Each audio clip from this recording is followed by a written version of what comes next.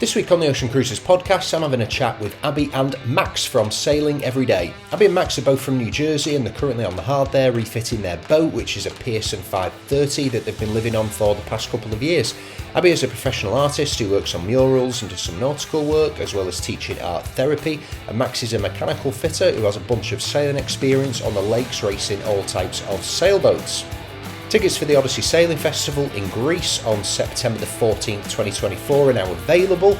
The skippers are Brady and Blue from Cruisers Academy, Dustin Reynolds, world record holder the single-handed sailor, Glenn Shephard from Below Deck Yacht, Erika and Warren from Weasail, Erik the Viking from No Bullshit Just Sailing, Dan and Kika, Sailing Uma, Trip and Kira from Apparent Winds, Laura Dekker, world record holder, and also Lauren Landers and Nikki Henderson. If you visit the website, theoceancruisers.com/Odyssey, you can book tickets there. But for now, enjoy the podcast with Abby and Max. Yeah, it's good. We're just here on land. We're on the hard currently in the boat. We came up here, just so we could be present for the interview and to see the boat. Nice. It's so cold and whatnot here. Yeah, we're Whereabouts are you? Right now. We're in New Jersey. You're in New Jersey. You look like you're in Norway or something. You're very wrapped up. I know. We'll have to get more layers. Yeah, no, we're in like central coastal New Jersey, not far from the beach. Our beach is like called Seabright. If anybody out there knows it. Well, like my only experience of New Jersey is like I crossed over a bridge one day from New York because a tour guide said there was a good mall there. So I went to a New Jersey mall and then we left straight away. But like, where is your boat in relation to like the big mall in New Jersey? I think the mall you're talking about is the major one by the turnpike. I don't know. I feel like they're getting rid of all the malls now, so there's not many left. Oh, really? We're like 45 minutes south of New York City, so we're really close to the city. Oh, okay. Okay, I was going to say, yeah, that's really far away, but yeah, we're quite close. All right. So how did you end up with your boat out on the hard in that location? Well, we live here. We're from New Jersey. Both of us nice. Grew up. We grew up 3 miles away from each other, and Max and I were actually conceived on the very same day, and we were born a week apart. So that's an interesting fun fact. I know it's getting close to Valentine's Day, so this is a forewarning out there. If anybody doesn't want a passionate Scorpio baby, then take advice on Valentine's Day because that's what happens. That's crazy. Did you both search for the data and then connect yourselves based on that, or was this by chance? I confirmed with both of our mothers because I was curious. Your boyfriend shortlist must have been very strange back in high school. You just go around ticking off birth dates and conception points. Yeah, right. So, right, okay, so you're both from New Jersey, and that's basically the reason why you got your boat on the hard there. That makes quite a lot of sense. Yeah, so Right. we're at our home port. We've been living on the boat it'll be 2 years in the spring. Nice. And we're just making, necessary upgrades to be able to hopefully cruise for good. So that's our plan. We want to get out of here.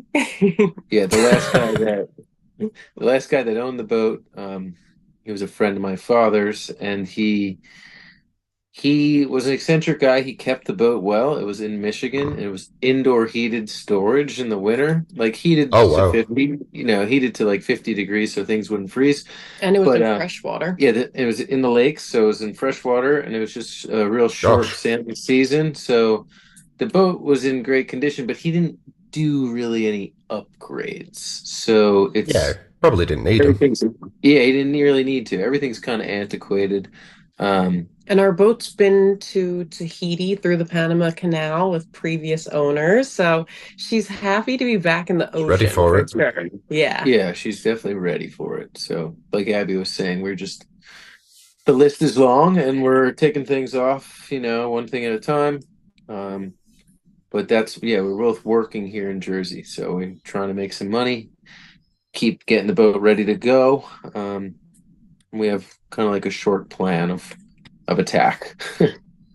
Yeah. That's brilliant. That's amazing that you got a boat that's just got that type of history. I mean, presumably very well kept because it sounds like it was, and hopefully the type of thing that won't throw many surprises at you when you're out there as well, which is useful. Yeah, no, sure. she's big and thick and very heavy, and it's just like the boys like them. Fat bottom girls, they make the rock and roll go round. All started with J-Lo, didn't it? Right, that's really cool. So what do you need to do to it then? Like what type of stuff have you got off that list? I take it when you got it, it like basically just had sails and an engine and more or less it. No, it had this guy's life on it. Like, he had the boat for 18 years, so we cleared off a lot of things. So he left everything in there?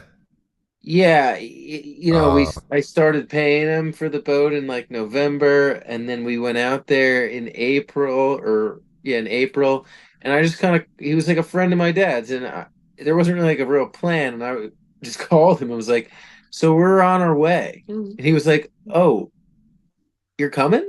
Like now? And I was like, yep, we're coming. And we rented an Airbnb like 300 yards from the marina, and we stayed there for 3 weeks, worked on the boat, Abby took all his stuff off. Me and a couple buddies were underneath just sanding and painted the bottom and all the way down to the barrier coat, new barrier coat, new full job. Yeah, full job.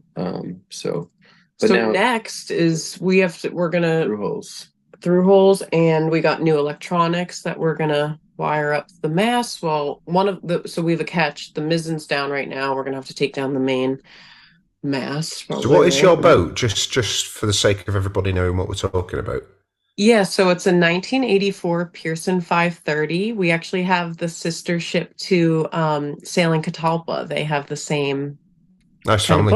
So that was cool. They're fun. Yeah, they're awesome. We got to meet them at the Annapolis Boat Show, so that was really cool to connect with them and see, like what they've done to their boat, and it's been nice. Yeah, I'm always I message that guy Lee sometimes like, did you take this floorboard up yet? And he was like, couldn't get that one up either. I'm like, all right, so I'm not insane. So nice to have a friend like that, just to your boat bullshit off, like all these bloody things that are going wrong. You can just vent to someone who knows. Somebody that understands. We just see stuff in their posts where we're just like, ooh, that's a good idea. Can take that idea. Right. It's good for upgrades as well. Like I'm in a group of, I think there's probably about, I have no idea how many people there is. I was about to make up a number. There's some people in this Facebook group, and it's just the owners association for my boat. And there's so many people who like put photos on there and videos, and then everybody else starts doing it as well. Like people like, that's great, I'll do that with my boat. So it's great when you can find owners like that who are also doing upgrades for full-time cruising. To like bounce ideas off. That's wicked. Yeah, for sure. We've been like so amazed at the support from the cruising community, and it's just like, I grew up playing soccer my whole life, and the sailing world is totally new to me, so it's been really nice to like, people really want you to succeed and help each other, and it's just really, really great. It's nice. Yeah, it's old school, isn't it? It's like how you imagine it was probably in I don't know how old you guys are. I'm nearly 40. Shit, that sounds horrible. I suppose it's like it was when we were kids, communities were a little bit closer, you knew your neighbours a bit better and stuff. It feels more like it used to. Yeah, for sure. We're both 31. I feel like we're getting old too. But it's nice to like, that's kind of what we're doing now. We're like building this community home, like in our home port, and hoping to, continue to grow and expand and continue to make more connections. We're going to go in the YouTube route. So I'm working on editing our first video now, which is another new territory for me. So it's an extra job. First video's not up, but the channel's up. Sailing every day. Go for it. Everyone can subscribe. We've got 8 subscribers already, so pretty solid. Not trying Very to brag. appreciative of those people. Yeah, for sure. Yeah, that's good. Where That's really sweet. where are you now? You're in Europe somewhere? Malaga in Spain. Oh my gosh, Yeah, I we want to go there literally so like bad. sold our house about a month ago, which was great because it's the only thing holding us to land. I mean, we cruised all last year, which was wicked, and I actually spent way more time in Greece than I did Spain at all. But yeah, we've actually sold everything now, so we're packing everything up in the house, which is horrible because my wife never throws anything away. So we just have every bit of garbage from like 6 years ago in a drawer somewhere. We have to justify throwing that out, that one piece of Just in garbage. case. Yeah, it's nice to have spares, but it's difficult throwing out, 10 years worth of crap that you've collected.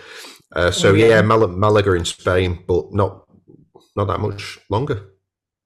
That's awesome. Good for you guys. Congratulations for, cutting some ties to land. It's been hard for Yeah, us transitioning back Back onto land just for the last couple of months. Like we've been on with the the boat ever refit work. since, yeah, we've been on the boat ever since we got it. Like we took off and that was it. We moved out of our apartment beforehand and everything. So, Yeah, we got on the boat in Michigan and then we sailed it here. We stayed on it through winter last year and through the last summer. It was almost, a year and a half. We were just on it and then we put the boat on the hard and we can't live on the boat on the hard, so we stayed in. Ah, right, okay. Yeah, my parents' spot actually opens up and they go down to the islands where we all want to be. Mm. And so me and Abby scoot in over there for the winter, but like she's just saying, it's just weird.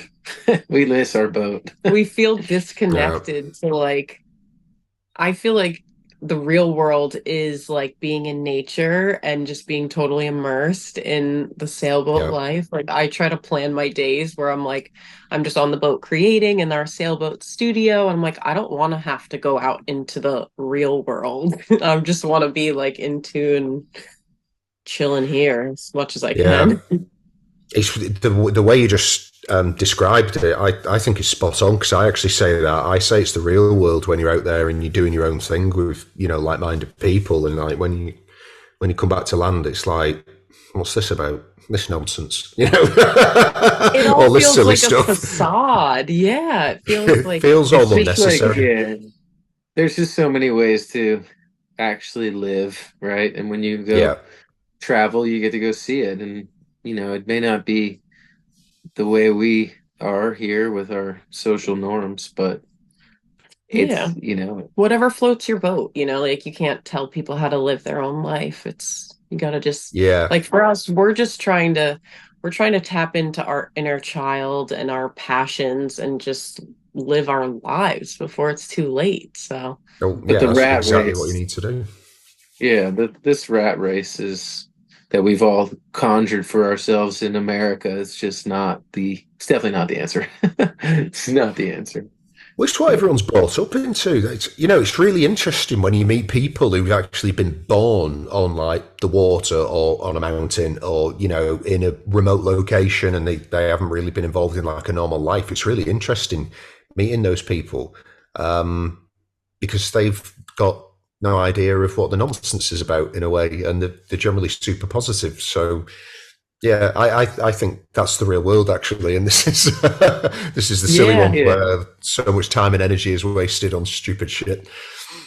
It's like, is ignorance bliss, or is, that they just have, those people have different knowledge, they're I was going to say, yeah, it's if not you're it's not having it or not having it. It's just a different one.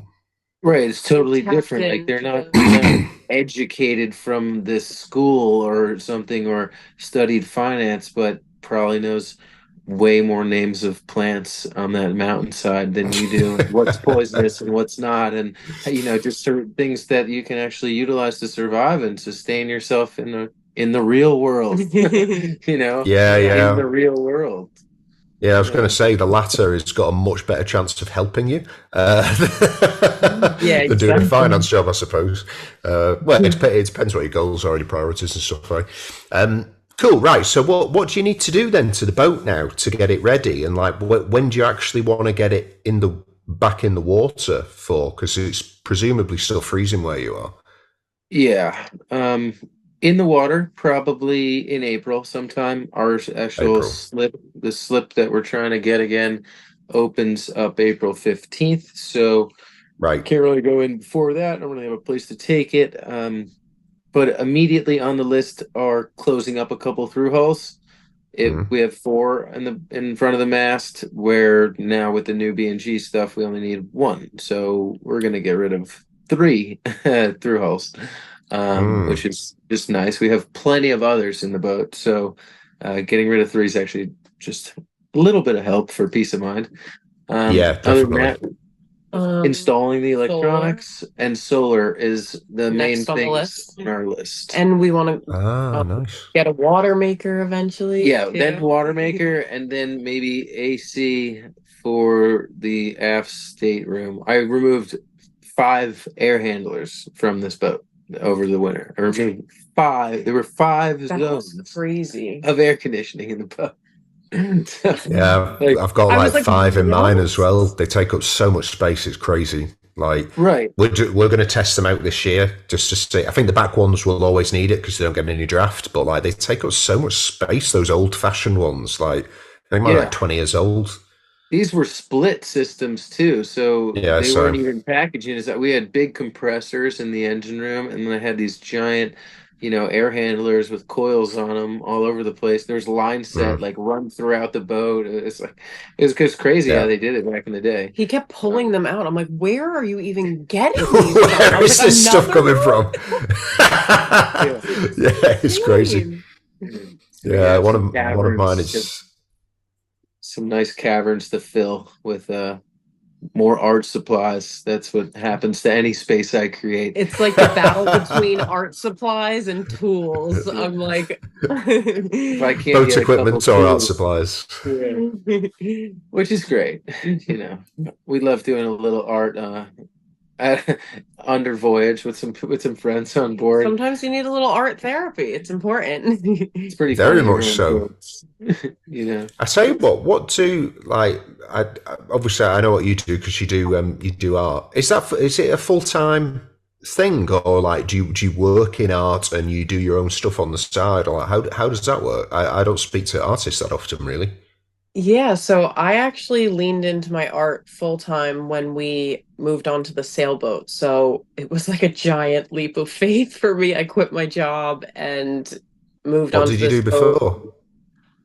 Well, so I was working as a nanny, but then prior to that, I had just gotten my master's degree in art therapy, and I was thinking about going in Art that route. therapy. And then I realized I was too sensitive, and She was doing like full-time nanny, like 50, 60 hours a week with these three kids for yeah, it was about full on. 2 or 3 years, and then just was like, all right, we're done. I was like, I need to Yeah, focus that's on my horrible. passion and It try was to like fulfill my dreams. And Max was the one that encouraged me. He's like, why don't you try to do your art and see what happens? So I started working on like my first commission when we were up in Michigan. They were sanding the boat and I was painting a watercolor. I remember that very vividly. And I also teach art classes for kids and adults now, actually. And yeah, I work with a lot of different mediums from tiny little oyster shells. Now I'm painting murals around town. So I'm hoping to kind of like continue that and work from wherever and keep that going. So That's wild. Like what size murals? the biggest I've done was that Pure Bar. I did 3 walls. Do you remember how big that was?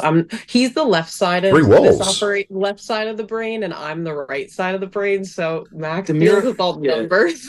the murals are getting bigger. I'd say the biggest one, yeah, this was like a big wordscape, but it was what, probably 12 feet long by It was Oh big. wow. 10 high. I had It to. was I was big. on a scaffold. Yeah, we had to bring in the scaffold from my job. Yeah. Wow. But so yeah, the murals, she's really crushing it. The more she leans in and the more she posts, I mean it's really catching on. Yeah. So it's She's fun. kind of Yeah, locally it's great famous. stuff. I'm like the oyster shell lady Is there an around. animal moving around the computer by chance? And that was my hand. Oh, it's we have a candle. Oh, it looked like a ginger cat or an evil spirit was like moving around. It was one of the two. That's funny. I think it was the glistening coming off. I was like, oh my gosh, I'm terrified. That's funny. It's haunted. I love the picture. Yeah, the stuff that you've put on Instagram is really pretty. The oyster shell ones are fantastic. I see you've been doing some commission work there as well for some other boat owners. It looks really nice. Thanks. The world is your oyster. I can create anything inside the shell. So just right before we move on to what your job is, mate, and what you do or did before. What is art therapy? How does that work? So, it's just like another form of, instead of like your traditional talk therapy, art therapy is just an outlet for, I mean, for everybody really. Mostly it's directed towards kids to be able to express themselves. And I got into it because I was working with teenagers and kids on the autism spectrum, and some of them were nonverbal. And when I introduced art, it was a way of communicating. And I just thought I was blown away. I was like, this is really magical that I'm able to like have a conversation with someone who otherwise couldn't express themselves. And whenever we travel, like I always bring art supplies with me. Sometimes we're on like really tiny little islands, and these kids, we might not speak the same language, but they're so excited when they see art supplies. Pack of colored pencils, like what? So it's really special, and I just believe that art is therapy, so I think it could benefit everybody. Yeah, very much. That's really cool. That's so cool. Yeah, our son Arthur, or we call him Moose, he's on the spectrum in some ways, and it's difficult to judge. But when he's been deaf his whole life up until just about a year ago, actually, just less than a year ago. So he was like on the spectrum, and he couldn't hear anything. So we were thinking, worst case, he was going to be, very, very non-verbal, because this was 4.5 when we realised he couldn't hear. He was already pretty grown up, and there was actually a couple of people who suggested, like specifically for kids, if they're not able to hear, therefore they're not able to speak, start doing drawings with them and stuff like that. I think my wife looked into it actually, but yeah, it sounds like it was probably what you're talking about that she was looking into. For sure, that sounds like it would benefit him a lot. Or even with like Abby was explaining it to me once with like, just say like kids that don't want to open up, or kids that are having a real hard time expressing their feelings just in general. If you involve the colored pencil or a marker or a paintbrush, and then just kind of facilitate questions for them to draw, and you can get these answers on the paper, these honest answers about how the child really is, and then you got something to work with, right? Like it's all some kids withhold, right. It's all about meeting each person where they're at, and kind of just like art doesn't lie. You can't lie. Like what's gonna show up will show up, and it's not my job to interpret someone's art. It's just kind of like, what does that mean for you? So it's interesting. Yeah, that's super cool. All right, I learned a new thing. So what do you do then, mate? So my father has a mechanical contracting business, so we do heating, boilers, hydronic heating, water heaters. Now we do air conditioning, and it's actually we're fifth, or I'm sixth generation heating from Spain. It originated in the hills of Spain. You mentioned something like that, I think. Yeah, my last name's Lopez, and from Santander, Spain originally. Very nice. The Lopez's have been heating homes since in New Jersey. 6 generations. That's wicked. Have you done like the ancestry DNA thing to find out all that, or have you got like a pretty good recorded like document of your family history? Yeah, no, there's pretty good records of all 4 grandparents going to Ellis Island, or great grandparents going to Ellis Island. Nice. Coming over on the boat. Yeah, the Spanish guy left. Cool. Yeah, he left at 18 and went to Italy and found an Italian chick, like and Like that and, one. yeah, and went to America, to start a new life, and that's just uh, how it was. But yeah, oh, the era of dreams. What a time to be alive that must have been, eh? Like, oh, there's a new place. You get in a boat, it's called America. Like, let's go and check it yeah, out. they're like, So crazy. what are you gonna Yeah, do? yeah. All right, here's your passport. Good luck, sir. Couple of bucks in your pocket. Yeah, yeah, literally. Yeah, that's it's so cool that you're able to even know that about your family history. That's awesome. We've got a lot of family history that go over to that went over to America anyway. I think Abraham Lincoln is my sixth cousin or something like that. Wow, that's interesting. Yeah, from my mum's side, we did the ancestry DNA stuff. Oh, my entire family. My mum is obsessed with it. It's actually very interesting, but she is obsessed.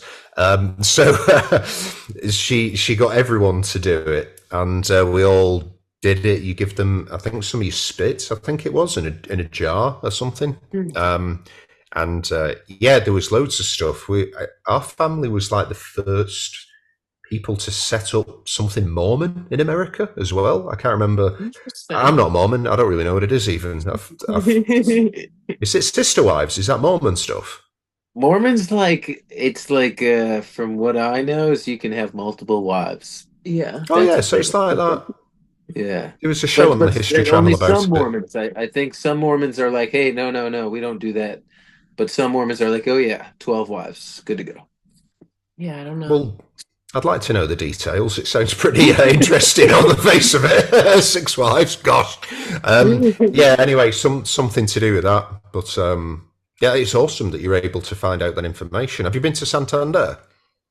I haven't been to Spain. I've been to a couple countries in Europe, but I have not been to Spain just yet. I've been to Spain. Yeah, Abby's been to Spain. Oh, whereabouts Right. in Spain did you go? My aunt lives in the south of Spain, in right near Cadiz, in Puerto de Santa Maria. Oh, nice. Yeah, very cool. Oh, mate, Not if you're into terribly art, far you need from you. to. No, it's not too far away. No, it's probably hour and a half, maybe. Depends how you Well, drive. My wife would get there faster. Yeah, right. I actually got the opportunity when I was in Spain. Yeah, you can resist. Yeah, Max- you should Max doesn't like- definitely Max go to doesn't like Barcelona this also. story. Oh, come on, what is it? Well, when I was in Spain, this old artist dude fell in love with me, and he offered to sweep me up into the hills of Malaga. And this was before I met Max, years ago. And my life would have been a lot different if I had accepted that offer. So it's The funny. hills of Malaga, that could just be a field of goats, like for real. Very well Probably be. is. Max, good luck. Yeah, I've actually got a mate who is he's probably the most famous artist in Spain now. I'll show you his profile on Instagram, and I've had a couple of pieces commissioned off him just before he got expensive, which was really lucky. And Good call. yeah, he's the art. Have you heard of a guy? He's an actor from Spain. He's from Malaga. He's called Antonio Banderas. He does American films. Mhm. Yeah, so he's from here. So he's his personal artist. So yeah, Antonio Banderas just reopened. Reopened an I'm going to get it wrong, whatever. I don't want to get it wrong. So he did something with a theatre here, and yeah, he had Jose go in do the murals for all of Antonio Banderas' new theatre, and it's stunning. I'll show you his profile, you'll love it, and I'll send you a photo of my painting as well. But he's an artist, you know what I mean? So I met him, and he was like, "What painting do you want?" I was like, "Paint me a boat, mate. Like, I want a boat painting." You know what I mean? Because that's what I think. And then he was like, "Okay, let's spend some time together." And he's very nice, very polite, lovely guy. And he's asking me these questions and stuff about society and all this, and then. He brought the painting, and it was stunning, but it was and I don't know how he did this. It was literally a painting of my house with a police vehicle in front of it with 2 cops looking for someone, I was like, this is a different type of boat. What's this? And anyway, there's this whole story behind how he looked at me and saw two police officers looking for a criminal in That's interesting. near a White House. I can't remember what it was, but I'll send it you, and you can be the judge because you're an artist, Right. like a boat painting. I mean, well, that was nice of you to. It sounds like you kind of gave him full artistic freedom to express himself, and that's where it led him. So, So actually, I'll tell you the story. So me and my friend JC, who I do regattas with, we both asked him to do a painting at the same time. We wanted them to have a shared story, but they could be separate, and they would each stand alone as pieces of art. And the idea was JC's painting had a guy moving a boat through a field, and it like represented basically him taking his troubles away with him that he left at his home. And I think it was like the idea of leaving land because you hate it, which it is exactly what I told him. To take the boat away. I don't know why I thought the police were generally after me, but yeah, that was the story behind it. that's pretty funny. I got to see this painting now. Yeah, for sure. It's very pretty. What what boats are you racing when you're doing your regattas? Oh, so JC's is a Beneteau First 32.5. So it's basically the league we have down here is an open league. You got handicap depending on like the size of your boat and then your sail area. Yeah, they're mostly like racer cruisers that are in that regatta, but we've got a completely different boat market to America. Like if you came over to Europe and you spent some time over here, you'd go back to America and look at American boats completely differently, because the majority of them are really different. I bet. Yeah, for sure. Max grew up racing his whole life, so that's why he's curious because he's raced on a lot of different types of boats and is still in racing. Nice. What type of boats? A lot. Yeah, a shit. This weekend we a were shit ton of boats. You were racing J70s. Yeah, recently a lot of J70s. Forever a lot of Nice. J24s. I grew up racing Optis, lasers, double-handed boats. This boat. race this Yeah, boat. I've raced this boat. There's a story behind Yeah. that. Lightnings, Flying Scots, Melgises, you name it. We've raced them. All right, a lot. A lot of boats, yeah. Yeah. Travel a lot, So, yeah. how did you get into that? Is that something that your maybe your parents or your family were doing when they were younger, also? Yeah, so when my father got into sailing kind of late compared to me, but my mother was pregnant and climbing the mast. Like there's pictures, or story goes, she's up the mast 7 months Very pregnant. risk of a Spanish lady. Yeah, she's fixing something up the mast, 7 months pregnant. They used to just put me in the car seat and tie it to the mast in the J24 down below, or they just put me in the spinnaker bag, and I was always on the boat. So, I have a duvet made of spinnakers now. Yeah. I've been racing like Wednesday night series since I was 4. Very cool. And then the Optis came and all the junior sailing and this boat.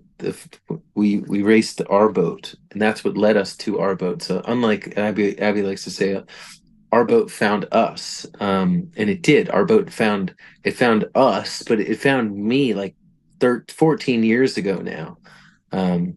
My parents were racing a regatta. The guy who owned this boat was racing a regatta. This guy invited my parents to come race his boat in Michigan with him in the Queen's Cup. They were like, sure, sounds fun.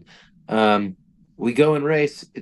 Short story, it's blowing like 30, 35, just forward of the beam, and it's a long PHRF race, 90 miles overnight, and we end up winning.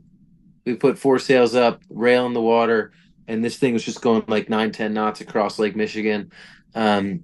We beat so many boats over the line that we just shouldn't have, let alone on rating. We won the overall on the rating, and I drove the boat all night long. The owner went to bed early, and we finish, and after the next day we get the giant trophy. He's in the paper, like it's a giant deal. The Queen's Cup is like second to the Chicago Mac race, and like for the Midwesterners, it's all that. And I turned to Rob and I said, dude, if you ever go to sell this boat, you call me first. And then 12 years later, he called, and it was at like the perfect point in our relationship. We were like, I was just like, done. Yep. I'll start sending you some money now, you know. And then we went and got it 6 months later. Max showed me one picture of the boat. I was like, all right. That really. Yeah, I was like, sure, let's go check it out. That's amazing. It's lucky. That's such a crazy story. So, like, literally 12 years ago, you raced that boat and you came first in it. Yeah, it's a beast of a boat. Like, we beat TP52s, we beat the Windcrest 83 custom carbon racing, but like we beat so many boats that we had no business correcting over. It was just, the breeze was just too tight. They couldn't go. They were just getting battered all night, and they were all soaking wet. We were under full bimini, drinking red wine, sipping, like eating steaks. Like the smells like wafting. Yeah, like this boat is sick. Like I was like 18. Like this is the best. And I joke that we're Max's, racer turned cruiser, but now I can't get him to stop racing. Like he's constantly, adjusting the sails, and he's like, if I post you have to. he's like, oh, the sail doesn't look good in this. You can't post this. Like sometimes the leech is flapping, and I'm like, you can't post that. Like the leech is flapping. The amount of reels that like my wife has made, like, because she wants to start video creating and stuff. She's like, oh, look at this reel. I'm like, no. She's like, why? I was like, look at the headset. It looks like shit. You're not putting that on. Like, no chance. Like, I'm not doing it. I need a good trim on my sails. Like, if the boat is moving, it needs to be moving very effectively. For otherwise, it's just not good. I mean, when you're racing, like when we're racing these J70s, the jib is such a small little blade, like true, a half an inch on the weather sheet, or like a half, move the car forward a half a hole. Like you drilled holes in between the standard holes on the tracks to make the increments smaller and more adjustable. Yeah, like it's super intense, Oh my gosh, it's funny with what you just said. Like when I remember this was going back quite a few years now. It was a long time ago. I think it was just before COVID. I was heading to the Balearics with my friends, and he was going in his boat, which is this first 32, like no, upholstery, no fabric, no nothing up there. It's just ready for racing. And like we were just like beating into it for 2 days solid. And like we were in a Moody, which is like an old British boat, very good cruisers, and we were just having a wonderful time. And like he was sending me videos of like literally people were just hiding inside the boat, and like he was like, listen, I've got the helm, you don't need to come out here, and he was just getting blasted for like 2 days. Oh my god, it looked rough. Just hang out down there. Someone's got to do it. Yeah, like he was literally telling the crew, he was like, you don't need to come up here, you can stay down. Like it was like a Bimini would have solved it all, but windage. So the rules. Something else that's on our list. It's you just reminded us. Bimini, it's on the list. It's just too old. The isinglass was shot. It's there as a cover, but it's shot. You can't see out of it at all. New quotes on a Bimini are making me want to learn how to sew. For real. They should do. Yeah. I'm like, what? Yeah. Wait, can you say that again, sir? Really? I'm like, okay. That's crazy. I got one for $700 in Greece. Yeah, which I know, but think about it. Before you knew how much Biminis actually cost, if somebody just held up a Bimini and was like, look, $700, you'd be like, no. What? Yeah, you want to what? Like, surely you can get that for a quarter of that price. It's crazy, like multiples of thousands. I had a friend who got one in Annapolis for his 57 foot, and this was just the Bimini, just the spray hood. It was like 2,900, I think. I was like, what? Crazy. Mhm. That's an expensive Yeah. port. Yeah, Yeah. I was like toying with the idea of making the poles, doing all new poles too, and making them bigger gauge because they're only inch. And I was like, maybe we should go to inch and a quarter. And then I get the whole quote, and it was like 10 grand. I was like, we're gonna stay with inch. What? They've been on the boat for 40 years. They're still stainless and they look good. So Yeah. we don't need to Don't fix what's Yeah. not I broken. was like, whoa. I was like, and then I'm like, all right, do you have any canvas? Like, you got any colors in the back you don't like? What do you got? Any yellow? Like, take it for cheaper. Yellow The offcuts. color. You got purple? What do you got? Well, you can. There's that company in America that they show you how to do it and they send you the equipment. Bloody hell, what's it called? There's a company. They make the sewing machine also. Sailboat. Oh, yeah. Yeah, I've heard of Sailboat. Yeah, I mean, didn't know. I presume it's cheaper, but yeah, they will like give you an instruction manual and they'll give you like the tracing material and a video showing you how to put marks and stuff. I've had a few friends who've done it and it looks professional. Like it looks like they just paid for it. That's cool. I can hand sew, but I don't get along well with machines. I get really frustrated, so I'm trying to learn. But Right, now my I'm becoming a advice- videographer and an editor as well, so that's a whole nother ball game. Lots of new Makes things on the me- list. Right. My advice when it comes to sewing machines is just get the heaviest, oldest sewing machine that you can possibly find, because like the older and the heavier, the better. And I'm sure there's like seamstresses that would listen to this and tell me I'm an idiot for saying that, but I'm sticking to it. I think it's a good rule to follow. I think you're right. I mean, yeah, I'm gonna just add Abby's Valentine's Day present might be a palm.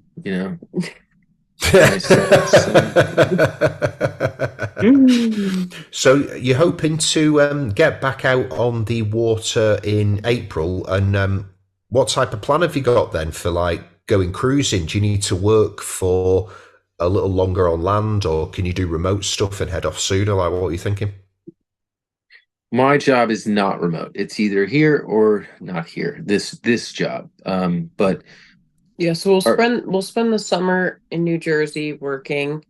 And then in August, the past 2 years, we've gone up to New England. So we sailed up to Newport and Block Island and kind of bopped around. Last year, we stopped in Montauk and Thimble Island. So we definitely want to do that trip again. That was really fun. And then we're gonna make it a little longer. Like I said earlier, since my parents are away in the winter, and I run the mechanical business, then when they come back, it gives us a little trade-off, a reprieve. Like we can escape for like 3 weeks. We can go away during the summer and really utilize the boat, and actually go cruising and forget about work for a little while.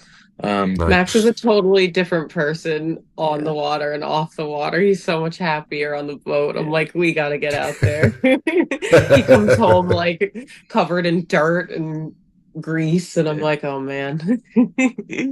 And then the grand plan is to set sail next like spring, summer, and go north first and go up to like Nova Scotia. Yeah, Nova Scotia, Labrador. Nice. Try to leave here summer of 2025 or spring of 25, like May, and kind of like just maybe June, and just chase the warmth, like let the cold recede as you go north and see how far you can make it. And how much you can bear it up there. And Max really wants to go to Greenland. So yeah, like there's a weather window. If we can get north enough, and there's enough of a weather window, there's a spot where it's only like 235 miles to get across. Yeah.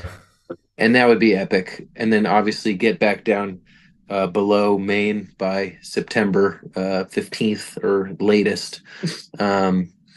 Yeah, and then assess our situation after cruising for a full summer in the north. And then head south forever and ever. maybe work one more winter and then go south and then figure it out from Yeah, there. cool. Abby's going to paint. I could teach sailing. We both plan on getting our captain's licenses. It was going to be this winter, but I think we have to postpone that a little bit. We want to find that 2-week accelerated course for the YCA, for the Yacht Masters, YMC rather. I think You got confused with the young cruisers. This is YCA. Yeah, but so that's kind of like the rough plan, right? Like, yeah, we'll see wherever the wind takes us. Stay tuned. Yeah, it's really cool. I mean, it's good to go up there and check out that area on the north side of your coast, because I think obviously once you've gone so far down south, you're probably committed to it. You never want to come back, right? Yeah, like just do it whilst you're there, so you can tick it off a list. It's very annoying that the most beautiful places in the world are also freezing cold. I always use this as an explanation for Scotland. If Scotland was in the south or in the Caribbean, it would be the nicest country in the world because it's so beautiful. But unfortunately, you just die in the winters. It's just freezing. Like, humans can't live there. They have central heating and stuff, so they survive. But without that, it would be pretty brutal. Yeah, it's rough. Sure, it's rough. But you're right. There is epic beauty in the north, like in the fjords of like Sweden and Norway. Like, there are so many caverns. Yeah, it's crazy. The archipelago goes on and on and on and on and on. And I mean, we follow this one guy and his wife. It's called like Arctic Sailing Adventure or something, and he's going up the west coast of America, and he's like cruised up into Alaska, and he wants to make the Northwest Very Passage cool. west to east, and he's from like Norway, and he doesn't seem to be phased by the cold at all. It's in his blood. Like, at all. You, on the other hand, Max gets cold very easily. So whenever he's cold, I'm like, what are you going to do in Greenland? Some people are they're just designed. They got different genetics. I'm generally okay in the cold. I like it cold. I don't like it too warm. But Hibber's brother lived in Norway for 5-6 years, something like that. My wife's brother, and he's talking like -40s. Like, when he's dropped his kid off at school, he's got like icicles on his beard and on like his nose hairs and stuff. I'm like, no, way too much. School's canceled here if it goes like under 20, oh yeah, 15. Like, they've gotten so soft. It didn't when we went to like public school, but back in our day, barefoot up the mountain. Yeah, I think I got like 2 school days cancelled because of snow. And that's pretty much it. It's not like America's disasters, like when it snows or floods or something like that. We don't get that, but only 2. Yeah, we get like a half an inch now, and the schools are shut down, and the roads are empty. Everyone just stays home. It's like, what happened? It's just changed, mate. You're just getting old, aren't you? You're talking like, that's it. You have to check yourself sometimes and be like, gosh, I wonder if like the 20-year-old me was having this conversation with me, would he think I was a boring old bastard and walk off? And I'm like, maybe. Maybe. Right, listen, guys. It was very good of you to share a bit of your personal information with the internet. Where can people hunt you down and stalk you? Where should they go? Yeah, so for live updates, everything's on our Instagram, sailing every day. And then we're working on a website, sailingeveryday.com, and our YouTube channel is up, so you can subscribe to that. It's also Sailing Every Day. And cool. If you want to check out my artwork, I'm at AbbyMiggins_art, and my website is abbymigginsart.com. So stay connected, reach out. We love chatting with fellow cruisers, and any way we can help support anybody else trying to live out their dreams. We're here to connect. Yeah, if anyone's sailing any cool boats and needs a smart guy to tell them which way to go or how to trim the jib or something, can hit me up. And if you're in New Jersey, AC unit. Yeah. Yeah, if you're in New Jersey and your boiler's Discount code Ocean Cruises, 10% off any boiler. Right, guys. Right? Nice one. only for the next like 2 years, because then I'm going south, Then and you're that's off. going to be it. Yeah.